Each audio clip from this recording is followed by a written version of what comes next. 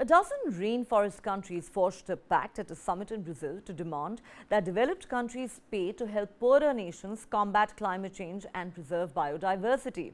The joint statement, titled United for Our Forests, was issued by Bolivia, Brazil, Colombia, the Democratic Republic of Congo, Ecuador, Guyana, Indonesia, Peru, the Republic of Congo, St. Vincent and the Grenadines, Suriname and Venezuela. The Amazon, the Congo Basin in Southeast Asia are home to the world's largest rainforests, critical ecosystems that absorb carbon dioxide and house a riotous diversity of species. Brazil's president, Luiz Inácio Lula da Silva, had called this week's Amazon summit in a bid to forge a united front among rainforest nations when they engage in international negotiations like the United Nations COP28 climate summit due to be held later this year. We are going to COP28 with the aim of telling the rich world that if they want to effectively preserve the forest that exists, they need to pay money not only to take care of the canopy but to take care of the people who live under it. That's what Lula said. In the joint statement, the dozen countries called for financing mechanisms to be developed for the world to pay for the critical services that are provided by forests. He also expressed concerns that richer nations have not delivered on a promise to provide $100 billion in climate financing annually to developing nations. Additionally, they called on developed countries to meet an existing commitment to provide $200 billion per year for biodiversity preservation. The countries also condemned the use of environmental measures that they said are disguised as trade restrictions, alluding to the European Union's passage of a law prohibiting firms from importing goods linked to deforestation. This pact builds on an accord by the 8 Amazon nations, which was criticized by some environmentalists for failing to secure a commitment to end deforestation by 2030. Lula da Silva, a two-time former president who has long sought to build multilateral blocs with less developed nations, has repeatedly called on rich industrialized countries to deliver on commitments to finance actions on climate change in poorer countries that did little to cause global warming. At last year's climate summit, Brazil, the Democratic Republic of Congo and Indonesia agreed to form an alliance to pressure rich countries to pay for conservation.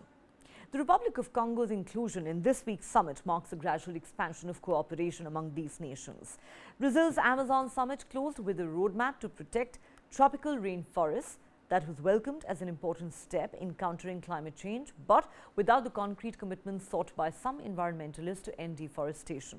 Leaders and ministers from 8 Amazon countries signed a declaration that laid out plans to drive economic development in their countries while preventing the Amazon's ongoing demise from reaching a point of no return.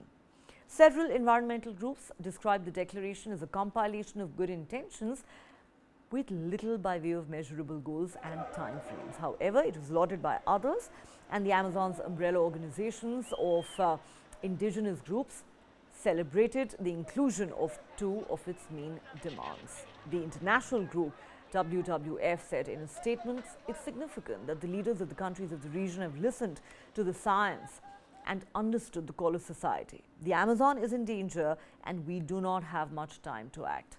However, WWF regrets that the 8 Amazonian countries, as one front, have not reached a common point to end deforestation in the region. The summit reinforces Brazilian President Lula da Silva's strategy to leverage global concern for the Amazon's preservation. Emboldened by a 42% drop in deforestation during his first 7 months in office, he has sought international financial support for forest protection. Speaking to reporters after Wednesday's meeting, Lula railed against protectionist measures poorly disguised as environmental concern that restrict imports from developing nations, and said developed countries must make good on their pledges to provide monetary support for forest protection. The Amazon stretches across an area twice the size of India. 2/3 of it lies in Brazil, with 7 other countries and the territory of French Guiana sharing the remaining third.